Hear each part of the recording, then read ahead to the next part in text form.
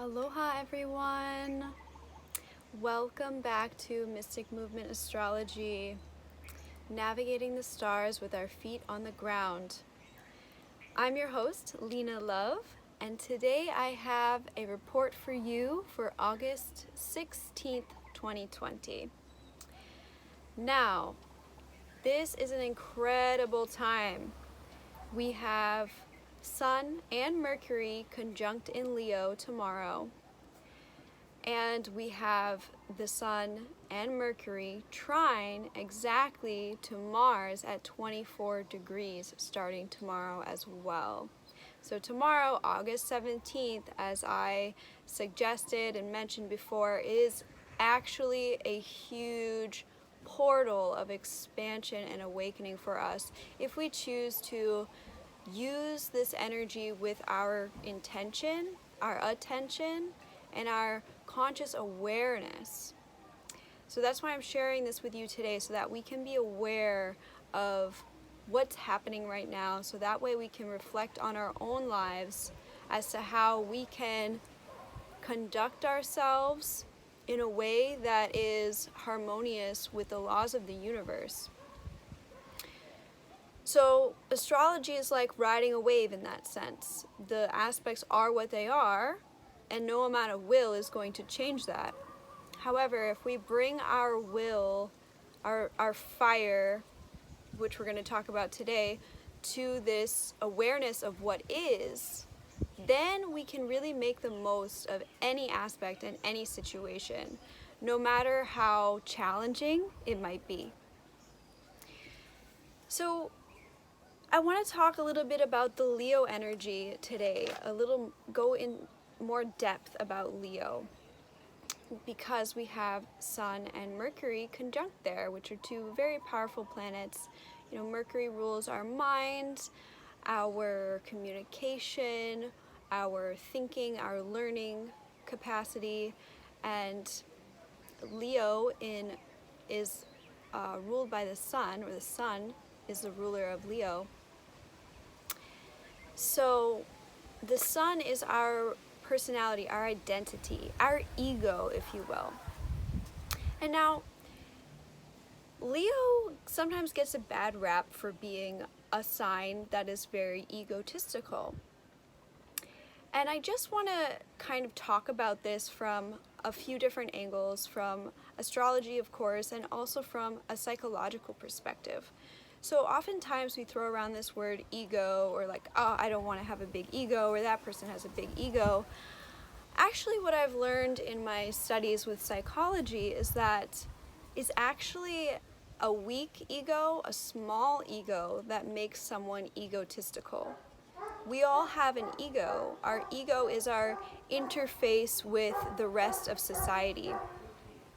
And so actually having a bigger ego means that we're able to collaborate and identify on many different levels with many different types of people.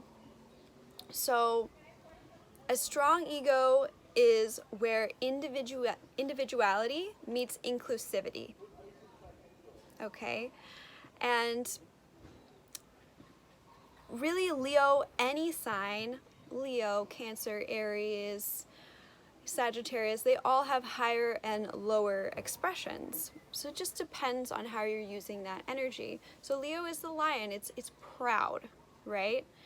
And there are positive aspects to pride. It can be a virtue that leads us to honorable acts, and it can also be a vice, and it can be a reason to decline into prejudices or to look down on others, for instance.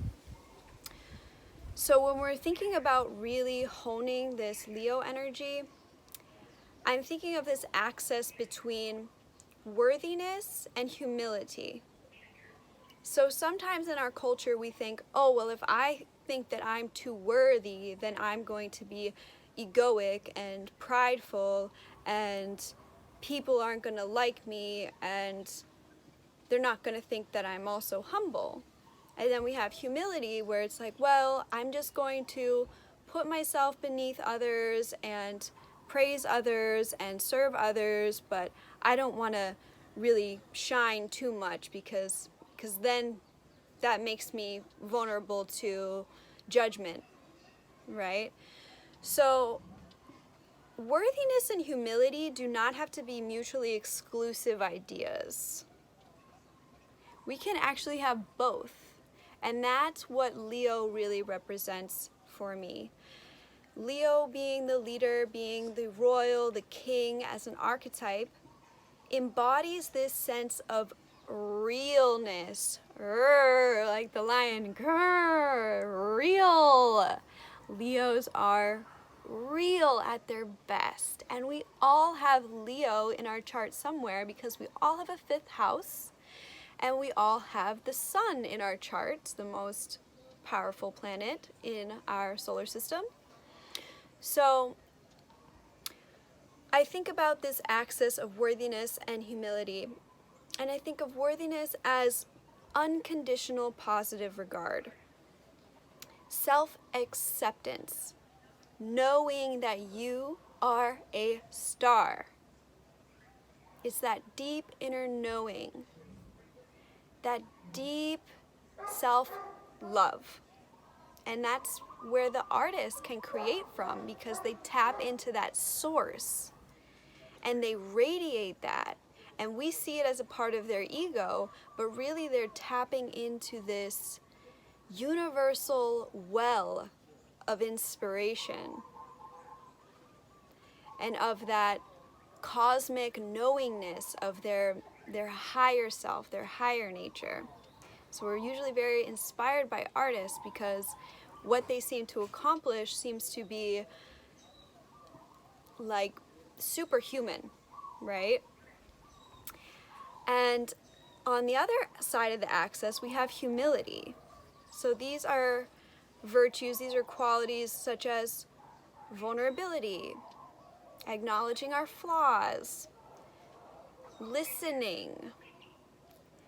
I think of this axis of humility as the person who is embodying that thirst, that hunger for knowledge, for learning.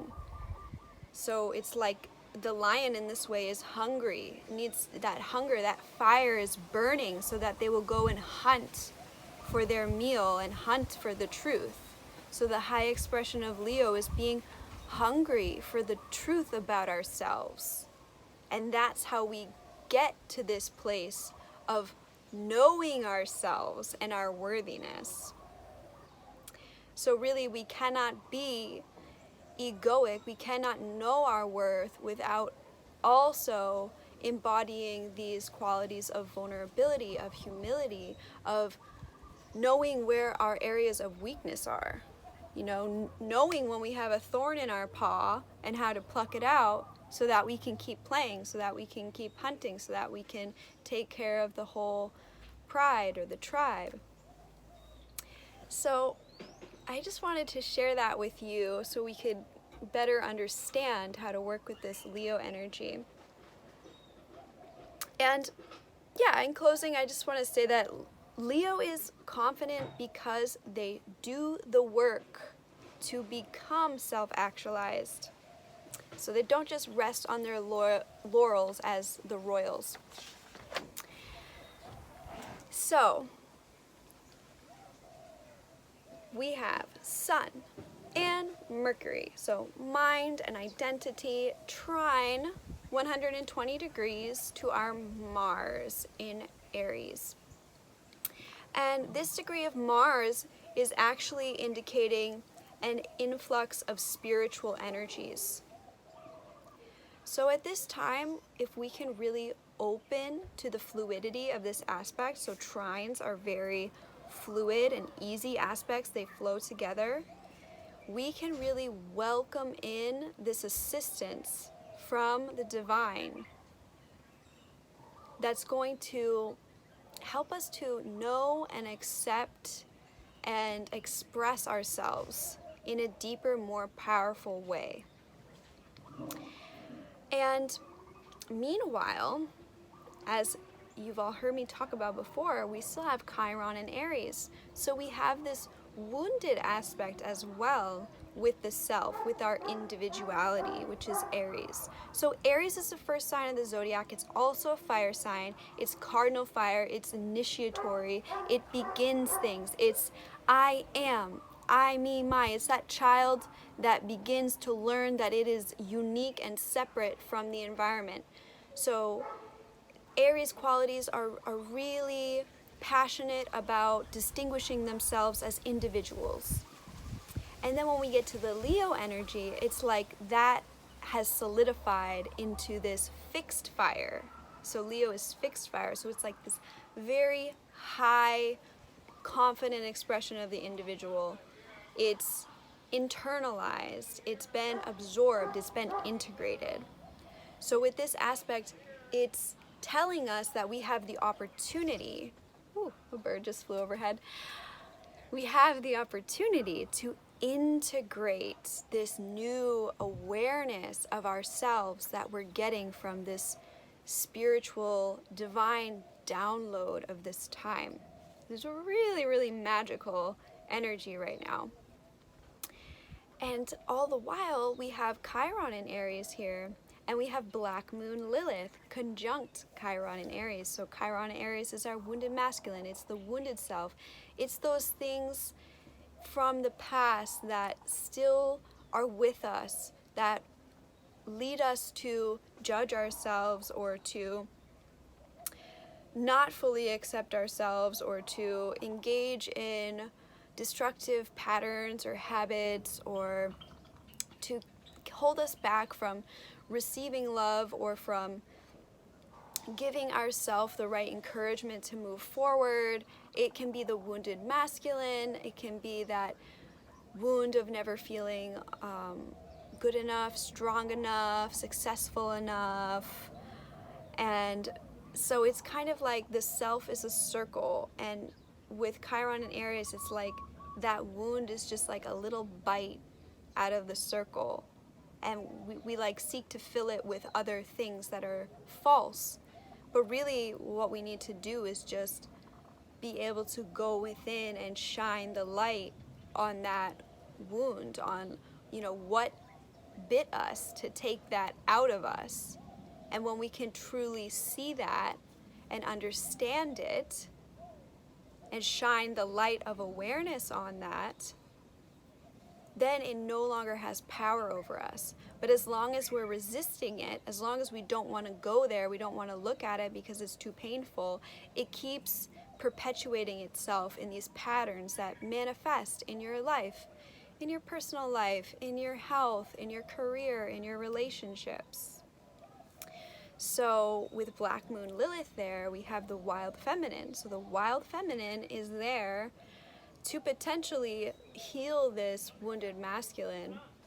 And so she's kind of just tearing it up. She's just tearing into it to the point where we cannot ignore it.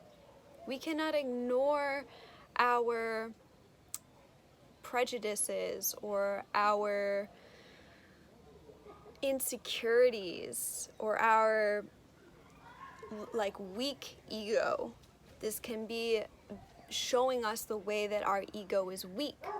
If we, need to control, or we can't say that we're sorry, or we're incapable of being vulnerable.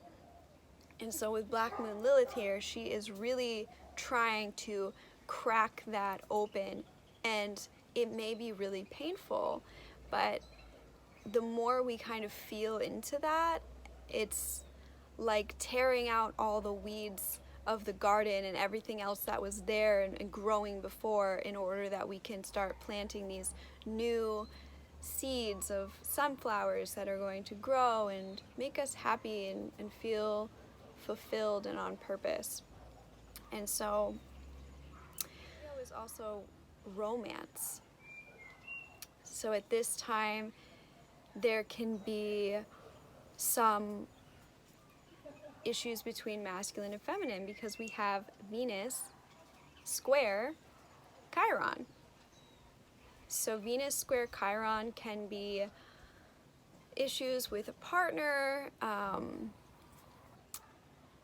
and it's this Venus and Aries and Mars energy. So it's that really quintessential feminine and masculine kind of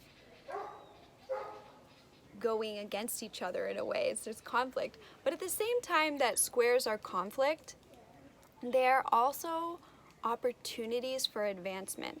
So sometimes trines are not always positive because they also, since they flow so easily, that they can exacerbate negative expressions of the aspect easily as well. Whereas with squares, we have a conflict, so we have that friction that it brings it to our awareness in a more palpable way, in a more visible, clear way, that we can start to work to transcend this. So if you have a lot of squares in your chart, it's not a negative thing. It just means that you might find more obstacles and more conflicts that are actually great tools for you to advance your growth. So with Venus square Chiron, going back to this story about integrating ourself into our highest expression of self, the learning about ourself into the highest expression of ourself, Venus is in Cancer. So at this time, this will depend on our ability to self-care, nurturing, right? I mean, Venus is cozy, clean, warm. It's that mothering energy. So can you mother yourself as an adult, or are you putting that task onto your partner or onto your mother or onto others to care for you, or arguing for your excuses that why you cannot take care of yourself? This is really a time where you have to do your human homework, as Jean Houston would say. You have to meditate, exercise, eat right, sleep well. You have to allow your emotions to flow like water. This is a time to really embrace that water element as well, in order to allow the fire, this purification energy, to burn away anything that the water didn't cleanse itself.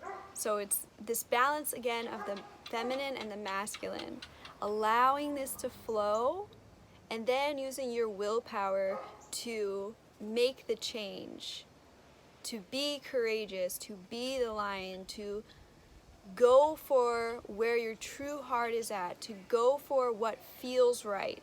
And Venus is all about telling us what feels right now. If it doesn't feel right, if it just feels like okay, kind of comfortable, then let it go, because what Leo is showing you is what you could really have if you truly, truly honor, love, accept, support yourself in your highest expression. And in order to do that, you've got to go into some of those darknesses, Chiron and Aries. You have to be, as well as the worthy lion, you also have to be the humble lion that can say, you know, I really have this thing where, like, I cannot receive. I have to be the giver, and I cannot receive. Or, you know, I really hold back. I really hold back my feelings, and I don't tell the full truth all the time. I could be more real, right? That's real. Recognizing that you could be more real is real. That's you practicing the quality that you wish to possess. So, weaving this all together within our nodal axis. So the nodes, as I've mentioned before, is the greater story that we are living in right now as a collective. And since they are retrograde, this is still primarily a time to learn from our past, to reflect on what has happened in the past. And really, that is what's going to enable us to step in with confidence into this radically changing future.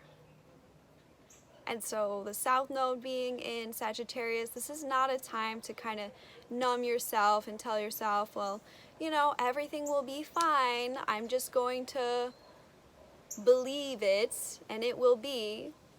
As much as I love the faithful energy of Sagittarius, this is really a time to like focus on the facts. Do that inner work where you're learning, where you're listening, where you're looking around and having the experience of yourself and others and really digesting that. And not just numbing yourself to what feels good, because this Venus and Cancer energy sometimes can be the comforts that we numb ourselves with. So let's look for those comforts that are really supporting our greater and growing authenticity. And following that North Node, that means, you know, pick up a book. If you've become aware of where you need to grow, this is a great time to learn about yourself, so that, especially at this August 17th, where we have Sun and Mercury trining Mars all at the exact same degree, 24 Leo, which is this new dawn that I spoke about in my last video. This is a time where we can integrate that learning in such a powerful way. And so many times we learn and we learn and we learn, but we forget. So this is a time where we can really allow this to sink in to our higher knowing, this new learning that we've been doing. This whole entire year is coming to a culmination. And we're really going to need that. We're really going to need to be fed by that as we go on and continue into this fall, which doesn't have as many nice aspects coming up. We have some challenging times ahead. And so really nourishing yourself from within and creating that confidence, watering those seeds of change within you so that you can blossom into not anything different. It's that you're watering that innate worthiness that already exists within you, that taken with your humility and your vulnerability and your willingness to be real with yourself is going to bloom into the beauty of your soul as it wishes to be seen and expressed. So I want to leave you with a short mantra to tie all these ideas together. Have the courage to truly feel all the emotions that make us real. Accept yourself with the bad and the good. Don't worry. Share your story to be understood. Okay, one more time. Have the courage to truly feel all of the emotions that make us real. Accept yourself with the bad and the good. Don't worry. Share your story to be understood. Aloha, everyone. Thank you so much for watching, and I wish you the best for tomorrow and into the next week. And I look forward to seeing you next week. I am teaching a yoga class on Wednesday morning, 7:45 Hawaii Standard Time and 10:45 Pacific Standard Time. Now we're going to be working with the navel chakra, the Manipura, and our fire energy. So I invite you to join me. I will put the link to that Zoom in my description underneath the video here. And I invite you to, come and stretch and chant and be our real, authentic, confident, creative, on fire, true self the power of the sun. Thank you so much. With love and light, namaste.